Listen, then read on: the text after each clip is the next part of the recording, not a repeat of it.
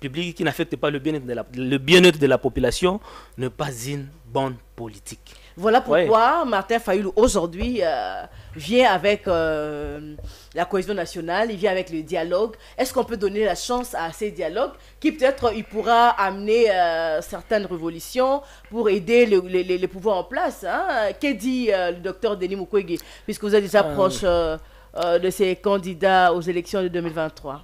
Madame Louyela, que j'admire beaucoup, votre professionnalisme. Vous êtes sans ignorer que le pays ici a connu plusieurs dialogues. Je prends seulement la période de 96 jusqu'à cette date ici.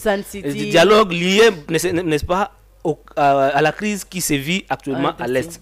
Il y a eu le conciliabule de Lusaka, il y a eu Sun City, il y a eu la conférence de Goma entre le CNDP et le gouvernement, il y a eu une négociation avec le M23, ce qui a débouché de partage de pouvoir. La conférence de dialogue de Kodjo, il y a eu le dialogue de Senko.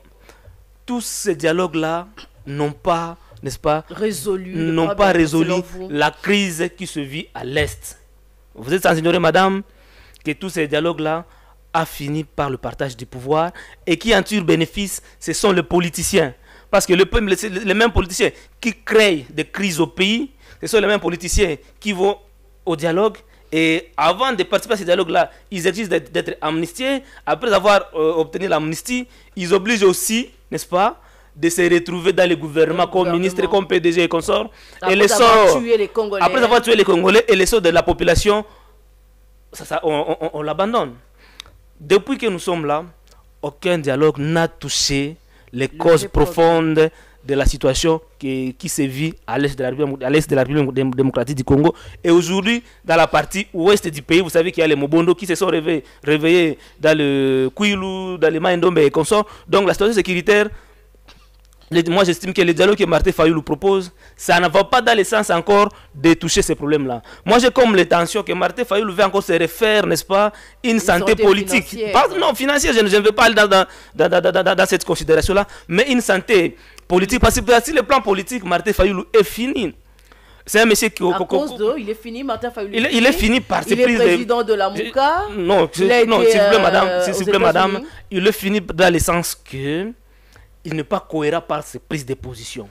Vous savez que pendant les élections, Martin Fayulu avait rejeté largement les élections, le processus électoral. Par conséquent, ses membres n'ont pas postulé comme des candidats députés nationaux. Allant même à interdire à ses membres... Il a refusé à ses membres de ne pas prendre aux élections. Mais lui, à quelques jours de fait de dépôt de candidat de président, il se prononce comme quoi il est candidat. Un acteur politique ne peut pas se comporter de la sorte. Aujourd'hui, il surgit avec le dialogue. Il va dialoguer avec qui parce qu'il n'y a pas longtemps qu'il avait traité. Lorsque le président Tshisekedi a tendu la main à la classe politique, lui, il a été le premier à dire que non, la main du président de la République était une main sale qu'il ne pouvait pas prendre. Et aujourd'hui, qu'est-ce qui a changé? Qu'est-ce qu'il estime qu'a changé, monsieur le président, pour qu'il puisse lui tendre la main? Parce qu'il a suivi dire, le président dire que non, lui, Martin Fayulu n'acceptait pas son pouvoir. Je ne pense pas qu'il va sauter sur cette occasion-là pour se retrouver Premier ministre, peut-être. Et c'est ça un rêve. Nous devons penser à un dialogue qui va toucher aux causes profondes de notre pays.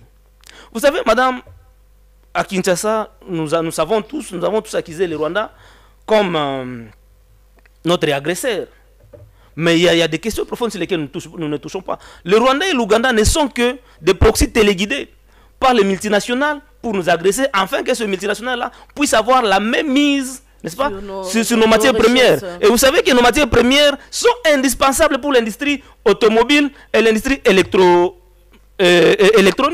Si on ferme la porte pour nos matières premières aux multinationales, ces industries-là tombent en faillite. Et par conséquent, on doit maintenir la guerre chez nous pour donner la possibilité au Rwanda et à l'Ouganda d'exploiter nos minéraux de façon illégale, en tuant, en violant, en organisant des massacres sur notre territoire et en approvissant notre pays. Et donc le Rwanda et l'Ouganda, ils ne sont qu'utilisés, ils ne sont que téléguidés. Mais le gouvernement congolais est en négociation avec le Rwanda. Oui. Au-delà du Rwanda, il y a les M23, il y a les AFC, et il y a d'autres groupes aussi armés non contrôlés qui sont toujours financés par le même multinational. C'est pourquoi au-delà de citer le Rwanda, au-delà de citer l'Ouganda, il faut aussi penser, n'est-ce pas, à voir la communauté internationale. Parce que la communauté internationale, nous sommes membres, et la RDC est membre. Et vous êtes sans ignorer, madame, que nos parents, nos grands-parents ont participé dans le métier. La communauté internationale a été citée s'il vous plaît, madame, fois par le chef de l'État, sur plusieurs tribunes d'ailleurs. J'ai dit ceci, je suis d'accord que la communauté internationale, à travers le multinational appartenant aux pays puissants, finance nos agresseurs. Mais aussi, nous avons des droits que nous devons réclamer à la communauté internationale. Nos aïeux, nos pères ont participé, n'est-ce pas, dans le métier de paix sur le plan mondial. Il y a aujourd'hui certaines cités, certains avenirs qui commémorent la victoire de nos parents. Il y a l'avenir Sayo, il y a l'avenir Éthiopie, Birmanie, tout ça. Ce sont des cités dans d'autres pays où nos parents ont gagné la guerre pour le maintien de la paix dans le monde. Pourquoi pas aujourd'hui, la communauté internationale ne peut pas nous rendre l'ascenseur?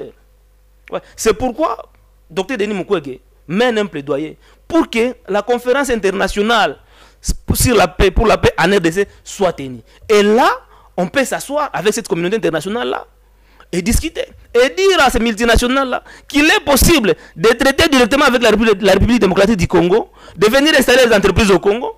À conséquence, il n'y aura plus la guerre parce que quand on ne finance plus les Rwandais et l'Ougandais, les Rwandais et l'Ougandais ne peuvent pas tenir tête devant la RDC s'ils ne sont pas soutenus.